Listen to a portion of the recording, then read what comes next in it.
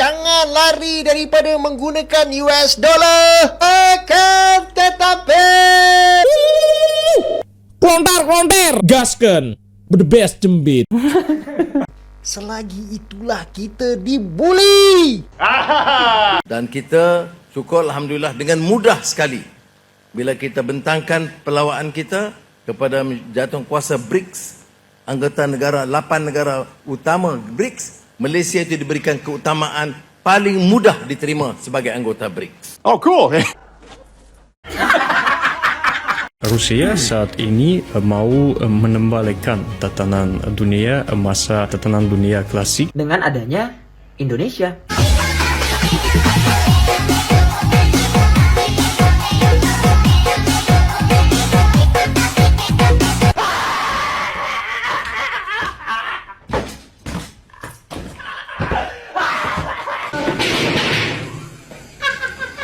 Terus.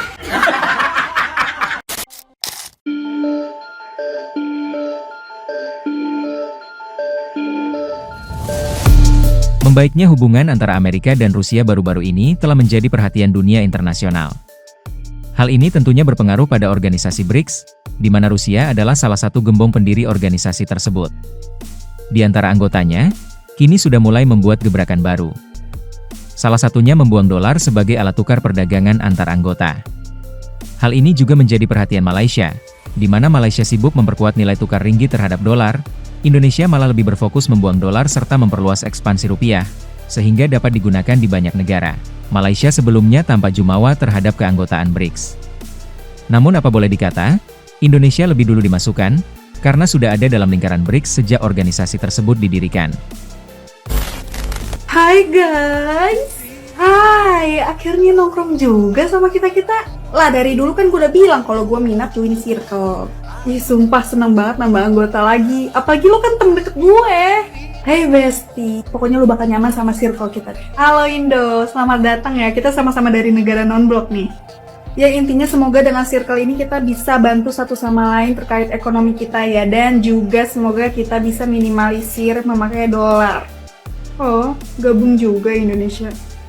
Lah kan gue non-blok coy. Kenapa? Gak diajak ya? Weh, kocak, santai aja. Gue juga biasa aja. Oh, coy udah, Wallace. Mulai lagi deh. Nyimak aja deh gue. Nah kalau udah begini tuh tandanya apa dah? Tandanya udah mulai dah tuh mereka. Berarti cuma Indonesia ya negara ASEAN yang bisa masuk ke anggotaan BRICS. Iya, Masya Allah, hebat ya Indonesia sekarang. Biasa aja ah. Kalian tuh berdua berlebihan tau gak? Indonesia tuh dari dulu tuh bestian banget, sohiban banget sama Rusia, nempel banget mereka. Jadi mungkin atas usul Rusia ngomong ke negara anggota lainnya, biar Indonesia tuh dimasukin. Kayaknya gitu sih. Jadi ya. Atau ya bisa jadi juga dianya aja yang maksa pengen masuk dan memaksa keanggotaan negara BRICS supaya gimana caranya bisa nerima dia dengan mungkin iming-imingan dari Indonesia yang ya mungkin ekonominya akan lebih kuat dan lain sebagainya. See, who knows? Maaf negara ASEAN semua, tapi dugaan kalian kayaknya kurang tepat deh.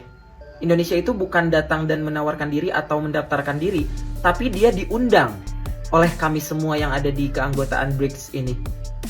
Dia diundang.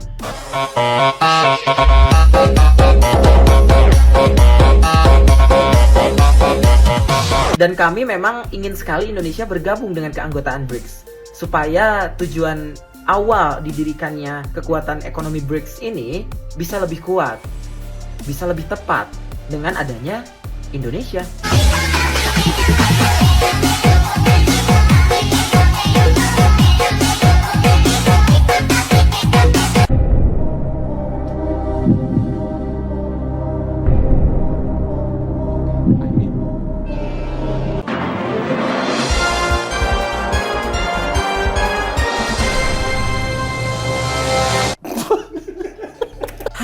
Repot-repot menjelaskan Rusia. Jadi kebongkar deh semuanya.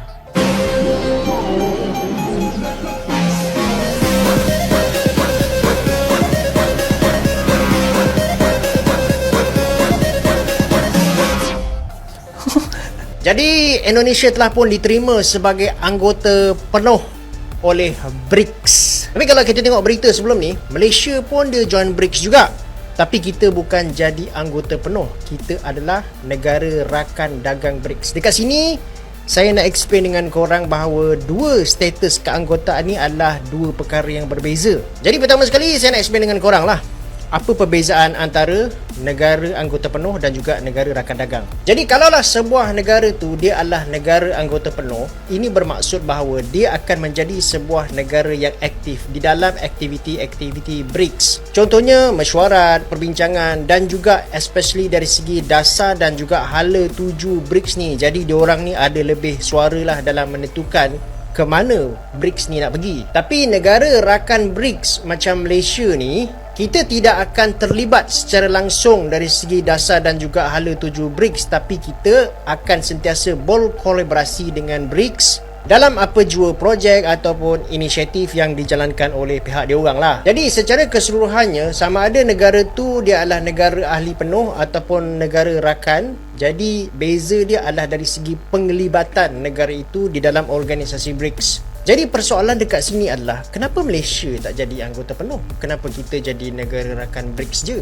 So saya nak kongsi pandangan saya lah, kenapa benda ni berlaku. Yang pertama sekali adalah, kita kena faham lah bahawa BRICS ni dia adalah satu organisasi yang mana ditubuhkan oleh negara-negara yang mempunyai saiz ekonomi yang besar. Contohnya macam Brazil, China, South Africa, Rusia. Walaupun Malaysia ni adalah negara yang di mana ekonomi dia growing, tapi saiz ekonomi kita tidaklah besar sangat. Kalau kita tengok dari segi population pun, saiz dia sangat berbeza dengan Indonesia. Indonesia ni dia hampir kepada 300 juta orang. Sementara tu kalau kita tengok dekat Malaysia pula, kita hanya sekitar 35-36 juta aja macam tu. Yang kedua pula, saya fikir ni ada kaitan dengan dasar negara kita, yang mana kita lebih kepada hendak menunjukkan kepada negara-negara dekat luar sana yang mana kita punya dasar ni adalah lebih neutral. Kita bukanlah pro kepada US, kita pun bukan pro kepada China. Jadi dengan itu kita lebih fleksibel dalam menerima apa jua perkara yang boleh memberikan manfaat kepada negara kita. Tak kisahlah dia daripada China ke ataupun daripada US ke, as long as dia ada mutual beneficial relationship, kita okey. Jadi pada masa depan, ada kemungkinan tak Malaysia ni akan menjadi anggota penuh BRICS? Kemungkinan tu mungkin ada, tetapi bukanlah in the near future. Pada masa depan mungkin dia bergantung kepada kita punya saiz ekonomi kita ataupun kita punya keutamaan di dalam pentas geopolitik ni. Adakah kita akan mengubah dasar luar kita yang lebih multilateral? Itu bergantung. Tapi selagi kita mengekalkan position kita yang neutral ni, keadaan sekarang ni adalah cukup bagus bagi negara kita. Dan meskipun kita tidak menjadi anggota penuh di dalam BRICS ni, akan tetapi spillover effects daripada ekonomi negara-negara BRICS ni akan sampai juga ke negara kita. Dalam keadaan di mana Donald Trump telah pun memberi satu warning, jangan lari daripada menggunakan US dollar. Akan tetapi dua negara ini yang juga negara BRICS, iaitu India dan Indonesia, telah bersetuju untuk menggunakan mata wang sendiri untuk berdagang di antara satu sama lain. Adakah ini bermakna Indonesia dan juga India tak takut dengan ugutan daripada Trump? BRICS members India and Indonesia have officially agreed to abandon the US dollar and settle cross-border transactions in local currencies. Keputusan ini meskipun selepas Donald Trump mengancam untuk mengenakan 100% tarif ke atas barangan yang memasuki US. Bukan itu sahaja, Indonesia pun sedang berbincang dengan Rusia untuk lari daripada US dollar. Sebenarnya ini pun selaras dengan apa yang cuba dilakukan oleh PMX untuk lari daripada kebergantungan US dollar. Guys, selagi kita terperangkap di dalam sistem US dollar ni, selagi itulah kita dibuli. Dan jangan lupa guys, pada tahun ini adalah tahun di mana Malaysia menjadi pengerusi kepada ASEAN. Sebelum ini, ASEAN sudah pun bersetuju untuk meningkatkan local currency di dalam perdagangan, mengurangkan reliance on the US dollar. Jadi alang-alang sudah menyeluk pekasam.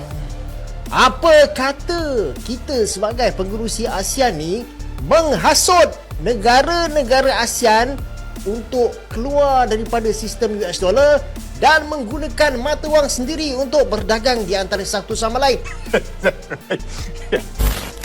Tatanan dunia itu tampaknya bergeser dengan sedikit agak ekstrim. Rusia kembali mendapatkan posisi sebagai salah satu kelompok atau blok seperti di masa lalu. Itu yang harus diperhitungkan oleh blok-blok atau kekuatan-kekuatan regional lainnya. Rusia saat ini mau mengembalikan tatanan dunia, masa tatanan dunia klasik,